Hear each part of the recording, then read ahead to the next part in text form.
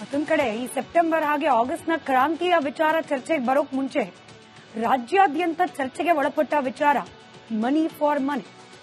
B R Patil ಬಹಿರಂಗವಾಗಿ ಸರ್ಕಾರದ ವಿರುದ್ಧ ಸಿಡಿದೆದ್ರು. ರಾಜು ಕಾಗೆ ಹಾಗೆ ಬೇಳೂರು ಗೋಪಾಲಕೃಷ್ಣ ಹೀಗೆ ಸಾಲು ಸಾಲು ನಾಯಕರು ತಮ್ಮದೇ ಪಕ್ಷದ ವಿರುದ್ಧ ಯಾವಾಗ ಮಾತನಾಡಲಿಕ್ಕೆ ಪ್ರಾರಂಭ ಮಾಡಿದ್ರು, ಸರ್ಕಾರದ ವಿರುದ್ಧವೇ ಸಿಡಿದೆದ್ರು, ಬಹಿರಂಗವಾಗಿ ಹೇಳಿಕೆಗಳನ್ನ ನೀಡಲಿಕ್ಕೆ ಪ್ರಾರಂಭ ಮಾಡಿ ಮುಖ್ಯಮಂತ್ರಿ ಸಿದ್ದರಾಮಯ್ಯನವರಿಗೆ ಮುಜುಗರ ತರುವ ಪ್ರಸಂಗ ಹೆಚ್ಚಾಯಿತು. ಇದರ ಬೆನ್ನಲ್ಲೇ ಶಾಸಕರನ್ನ ಕರೆಸಿ ಸಮಾಧಾನ ಮಾಡೋ ಪ್ರಯತ್ನಕ್ಕೆ ಖುದ್ದು ಮುಖ್ಯಮಂತ್ರಿಗಳು ಕೈ ಹಾಕಿದ್ರು.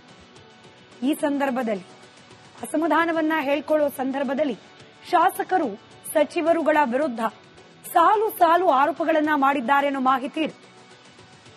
ಇವಾಗ ಒಂದು ರಿಪೋರ್ಟ್ ನಿಮ್ಮ ಮುಂದೆ.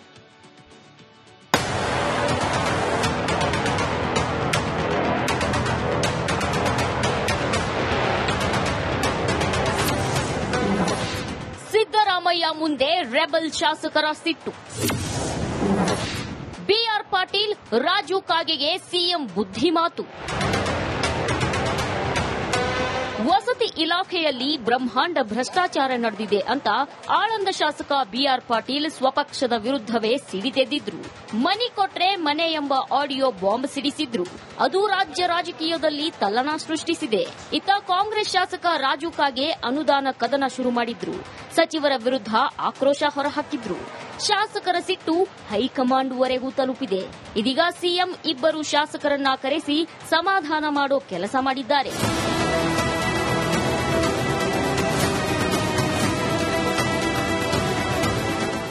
ಭೇಟಿ ಮಾಡಿರೋ ಉಭಯ ಶಾಸಕರು ಮನದಾಳದಲ್ಲಿರೋ ಅಸಮಾಧಾನ ಹೊರಹಾಕಿದ್ದಾರೆ. ಇಬ್ಬರು ಶಾಸಕರ ಜೊತೆ ಸಿಎಂ 1-to-1 ಮಾತುಕತೆ ನಡೆಸಿದ್ದಾರೆ.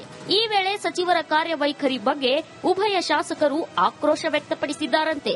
ಸಿದ್ದರಾಮಯ್ಯ ಶಾಸಕರನ್ನ ಸಮಾಧಾನಪಡಿಸಿದ್ದಾರಂತೆ. ರಾಜು ಕಾಗೆ ಕ್ಷೇತ್ರದ ಅಭಿವೃದ್ಧಿಗಾಗಿ ಹೆಚ್ಚಿನ ಅನುದಾನ ಕೇಳಿ ಸುಮ್ಮನಾದ್ರಂತೆ. ಆದ್ರೆ ಶಾಸಕ ಬಿಆರ್ ಪಾಟೀಲ್ ಮನೆ ಹಂಚಿಕೆ ಬಗ್ಗೆ ಬೇಸರ ವ್ಯಕ್ತಪಡಿಸಿದ್ದಾರೆ. ನನ್ನ ಪತ್ರಕ್ಕೆ ಮಾನ್ಯತೆಯೇ ಸಿಕ್ಕಿಲ್ಲ, ಹಣ ಪಡೆದು ಮನೆ ಹಂಚಿಕೆ ಮಾಡಿದ್ದಾರೆ. ಆದ್ದರಿಂದ ಇಬ್ಬರೂ ಶಾಸಕರಿಗೆ ಅನುದಾನ ನೀಡೋದಾಗಿ ಸಿಎಂ ಭರವಸೆ ನೀಡಿದ್ದಾರೆ. ಜೊತೆಗೆ ಸಚಿವರ ಜೊತೆ ಸಭೆ ನಡೆಸಿ ತಿಳಿಸುತ್ತೇನೆ, ಶಾಸಕರಿಗೆ ಆದ್ಯತೆ ನೀಡುವಂತೆ ಹೇಳುತ್ತೇನೆ ಅಂತ ಭರವಸೆ ಕೊಟ್ಟಿದ್ದಾರೆ. ಆದ್ರೆ ಯಾವುದೇ ಕಾರಣಕ್ಕೂ ಬಹಿರಂಗ ಹೇಳಿಕೆ ಕೊಡಬೇಡಿ, ಬಹಿರಂಗ ಮಾತುಗಳಿಂದ ಸರ್ಕಾರದ ವರ್ಚಸ್ಸಿಗೆ ಧಕ್ಕೆಯಾಗುತ್ತಿದೆ. ನಿಮ್ಮ ಆರೋಪದಿಂದ ಪ್ರತಿಪಕ್ಷಗಳಿಗೆ ಅಸ್ತ್ರ ಕೊಟ್ಟಂತಾಗಲಿದೆ. ಎಲ್ಲ ಸರಿ ಮಾಡಿಕೊಂಡು ಹೋಗೋಣ ಅಂತ ಸಿಎಂ ಕಿವಿಮಾತು ಹೇಳಿದ್ದಾರೆ. ಇತ್ತ ಸಚಿವ ರಾಜಣ್ಣ ಮಾತ್ರ ಬಿಆರ್ ಪಾಟೀಲ್ ಹೇಳಿದ್ದೆಲ್ಲ ಸರಿ ಇದೆ ಎಂದಿದ್ದಾರೆ. ಅದು ಅವರಿಗೆ ಆಗಿರ್ತಕ್ಕಂಥ ಅನುಭವದ ಮೇಲೆ ಹೇಳಿರ್ತಾರೆ. ಅವ್ರು ಹೇಳಿರೋದ್ರಲ್ಲಿ ಸತ್ಯ ಇಲ್ಲ, ಎಲ್ಲ ಅಸತ್ಯ ಹೇಳಿದ್ದಾರೆ ಅಂತ ನಾನೇನು ಹೇಳಕ್ ಹೋಗೋದಿಲ್ಲ. ಅವ್ರಿಗೆ ಏನೋ ಅನುಭವ ಆಗಿದೆ, ಅನುಭವದ ಆಧಾರದ ಮೇಲೆ ಅವರ ಮನಸ್ಸಿನ ಭಾವನೆಗಳನ್ನ ವ್ಯಕ್ತ ಮಾಡಿರ್ತಾರೆ. ಅದಕ್ಕೆ ನನ್ನ ಯಾವುದೇ ಪ್ರತಿಕ್ರಿಯೆ ಇಲ್ಲ. ಒಂದಷ್ಟು ಸಚಿವರು ಅಂತಂದ್ರೆ ಯಾವ ಸಚಿವರು ನಿರ್ದಿಷ್ಟವಾಗಿ ಅವ್ರ ಹೆಸರು ಹೇಳಿದ್ರೆ, ಈಗ ನನ್ನ ಮೇಲೆ ಹೇಳಿದ್ರೆ, ನನ್ನ ಹೆಸರು ಹೇಳಿದ್ರೆ ನಾನು ತಿದ್ಕೋಬಹುದು. ಅಲ್ಲ, ನಾನು ತಿದ್ಕೋಬಹುದು. ಯಾರೇ ಆಗ್ಲಿ, ಮನುಷ್ಯ ಅಂದ ಮೇಲೆ ಮನುಷ್ಯನಲ್ಲಿ ಕೆಲವು ಲೋಪಗಳು ಇದ್ದೇ ಇರ್ತವೆ. ಲೋಪ ಇಲ್ಲದಿರೋ ವ್ಯಕ್ತಿ ಯಾವನೂ ಇಲ್ಲ. ಸಿಎಂ ಸಿದ್ದರಾಮಯ್ಯ ಭೇಟಿಗೂ ಮುನ್ನ ಶಾಸಕ ಬಿಆರ್ ಪಾಟೀಲ್ ಡಿಸಿಎಂ ಡಿಕೆ ಶಿವಕುಮಾರ್ರನ್ನ ಭೇಟಿ ಮಾಡಿದ್ರು. ತಾವು ಮಾಡಿರೋ ಆರೋಪದ ಬಗ್ಗೆ ಡಿಕೆಶಿ ಎದುರು ಎಳೆ ಎಳೆಯಾಗಿ ಬಿಚ್ಚಿಟ್ರು. ವಸತಿ ಇಲಾಖೆಯಲ್ಲಿ ನಡೀತಿರೋ ಕರ್ಮಕಾಂಡದ ಬಗ್ಗೆ ಡಿಕೆ ಶಿವಕುಮಾರ್ ಮುಂದೆ ತೆರೆದಿಟ್ಟಿದ್ದಾರಂತೆ. Bureau report, Republic Kannada. ಮತ್ತೊಂದು ಕಡೆ ಈ ಸೆಪ್ಟೆಂಬರ್ ಹಾಗೆ ಆಗಸ್ಟ್ನ ಕ್ರಾಂತಿಯ ವಿಚಾರ ಚರ್ಚೆಗೆ ಬರೋಕ್ ಮುಂಚೆ ರಾಜ್ಯಾದ್ಯಂತ ಚರ್ಚೆಗೆ ಒಳಪಟ್ಟ ವಿಚಾರ money for money. B R Patil ಬಹಿರಂಗವಾಗಿ ಸರ್ಕಾರದ ವಿರುದ್ಧ ಸಿಡಿದೆದ್ರು. ರಾಜು ಕಾಗೆ ಹಾಗೆ ಬೇಳೂರು ಗೋಪಾಲಕೃಷ್ಣ ಹೀಗೆ ಸಾಲು ಸಾಲು ನಾಯಕರು ತಮ್ಮದೇ ಪಕ್ಷದ ವಿರುದ್ಧ ಯಾವಾಗ ಮಾತನಾಡಲಿಕ್ಕೆ ಪ್ರಾರಂಭ ಮಾಡಿದ್ರು, ಸರ್ಕಾರದ ವಿರುದ್ಧವೇ ಸಿಡಿದೆದ್ರು, ಬಹಿರಂಗವಾಗಿ ಹೇಳಿಕೆಗಳನ್ನ ನೀಡಲಿಕ್ಕೆ ಪ್ರಾರಂಭ ಮಾಡಿ ಮುಖ್ಯಮಂತ್ರಿ ಸಿದ್ದರಾಮಯ್ಯನವರಿಗೆ ಮುಜುಗರ ತರುವ ಪ್ರಸಂಗ ಹೆಚ್ಚಾಯಿತು. ಇದರ ಬೆನ್ನಲ್ಲೇ ಶಾಸಕರನ್ನ ಕರೆಸಿ ಸಮಾಧಾನ ಮಾಡೋ ಪ್ರಯತ್ನಕ್ಕೆ ಖುದ್ದು ಮುಖ್ಯಮಂತ್ರಿಗಳು ಕೈ ಹಾಕಿದ್ರು. ಈ ಸಂದರ್ಭದಲ್ಲಿ ಅಸಮಾಧಾನವನ್ನ ಹೇಳ್ಕೊಳ್ಳೋ ಸಂದರ್ಭದಲ್ಲಿ ಶಾಸಕರು ಸಚಿವರುಗಳ ವಿರುದ್ಧ ಸಾಲು ಸಾಲು ಆರೋಪಗಳನ್ನ ಮಾಡಿದ್ದಾರೆ ಅನ್ನೋ ಮಾಹಿತಿ ಇದೆ. ಇವಾಗ ಒಂದು ರಿಪೋರ್ಟ್ ನಿಮ್ಮ ಮುಂದೆ.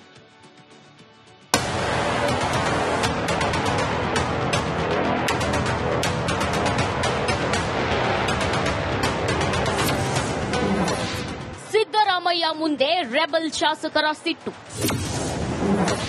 ಬಿಆರ್ ಪಾಟೀಲ್, ರಾಜು ಕಾಗೆಗೆ ಸಿಎಂ ಬುದ್ಧಿಮಾತು. ವಸತಿ ಇಲಾಖೆಯಲ್ಲಿ ಬ್ರಹ್ಮಾಂಡ ಭ್ರಷ್ಟಾಚಾರ ನಡೆದಿದೆ ಅಂತ ಆಳಂದ ಶಾಸಕ ಬಿಆರ್ ಪಾಟೀಲ್ ಸ್ವಪಕ್ಷದ ವಿರುದ್ಧವೇ ಸಿಡಿದೆದ್ದಿದ್ರು. ಮನಿ ಕೊಟ್ರೆ ಮನೆ ಎಂಬ ಆಡಿಯೋ ಬಾಂಬ್ ಸಿಡಿಸಿದ್ರು. ಅದು ರಾಜ್ಯ ರಾಜಕೀಯದಲ್ಲಿ ತಲ್ಲಣ ಸೃಷ್ಟಿಸಿದೆ. ಇತ್ತ ಕಾಂಗ್ರೆಸ್ ಶಾಸಕ ರಾಜು ಕಾಗೆ ಅನುದಾನ ಕದನ ಶುರು ಮಾಡಿದ್ರು. ಸಚಿವರ ವಿರುದ್ಧ ಆಕ್ರೋಶ ಹೊರಹಾಕಿದ್ರು. ಶಾಸಕರ ಸಿಟ್ಟು ಹೈಕಮಾಂಡ್ವರೆಗೂ ತಲುಪಿದೆ. ಇದೀಗ ಸಿಎಂ ಇಬ್ಬರು ಶಾಸಕರನ್ನ ಕರೆಸಿ ಸಮಾಧಾನ ಮಾಡೋ ಕೆಲಸ ಮಾಡಿದ್ದಾರೆ.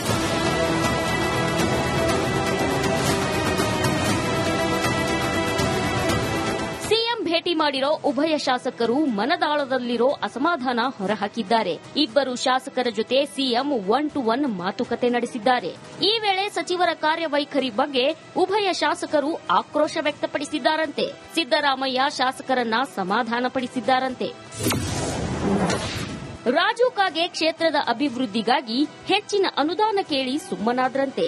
ಆದರೆ ಶಾಸಕ ಬಿಆರ್ ಪಾಟೀಲ್ ಮನೆ ಹಂಚಿಕೆ ಬಗ್ಗೆ ಬೇಸರ ವ್ಯಕ್ತಪಡಿಸಿದ್ದಾರೆ. ನನ್ನ ಪತ್ರಕ್ಕೆ ಮಾನ್ಯತೆಯೇ ಸಿಕ್ಕಿಲ್ಲ, ಹಣ ಪಡೆದು ಮನೆ ಹಂಚಿಕೆ ಮಾಡಿದ್ದಾರೆ. ಆದ್ದರಿಂದ ಇಬ್ಬರೂ ಶಾಸಕರಿಗೆ ಅನುದಾನ ನೀಡೋದಾಗಿ ಸಿಎಂ ಭರವಸೆ ನೀಡಿದ್ದಾರೆ. ಜೊತೆಗೆ ಸಚಿವರ ಜೊತೆ ಸಭೆ ನಡೆಸಿ ತಿಳಿಸುತ್ತೇನೆ, ಶಾಸಕರಿಗೆ ಆದ್ಯತೆ ನೀಡುವಂತೆ ಹೇಳುತ್ತೇನೆ ಅಂತ ಭರವಸೆ ಕೊಟ್ಟಿದ್ದಾರೆ. ಆದರೆ ಯಾವುದೇ ಕಾರಣಕ್ಕೂ ಬಹಿರಂಗ ಹೇಳಿಕೆ ಕೊಡಬೇಡಿ, ಬಹಿರಂಗ ಮಾತುಗಳಿಂದ ಸರ್ಕಾರದ ವರ್ಚಸ್ಸಿಗೆ ಧಕ್ಕೆಯಾಗುತ್ತಿದೆ. ನಿಮ್ಮ ಆರೋಪದಿಂದ ಪ್ರತಿಪಕ್ಷಗಳಿಗೆ ಅಸ್ತ್ರ ಕೊಟ್ಟಂತಾಗಲಿದೆ. ಎಲ್ಲ ಸರಿ ಮಾಡಿಕೊಂಡು ಹೋಗೋಣ ಅಂತ ಸಿಎಂ ಕಿವಿಮಾತು ಹೇಳಿದ್ದಾರೆ. ಇತ್ತ ಸಚಿವ ರಾಜಣ್ಣ ಮಾತ್ರ ಬಿಆರ್ ಪಾಟೀಲ್ ಹೇಳಿದ್ದೆಲ್ಲ ಸರಿ ಇದೆ ಎಂದಿದ್ದಾರೆ.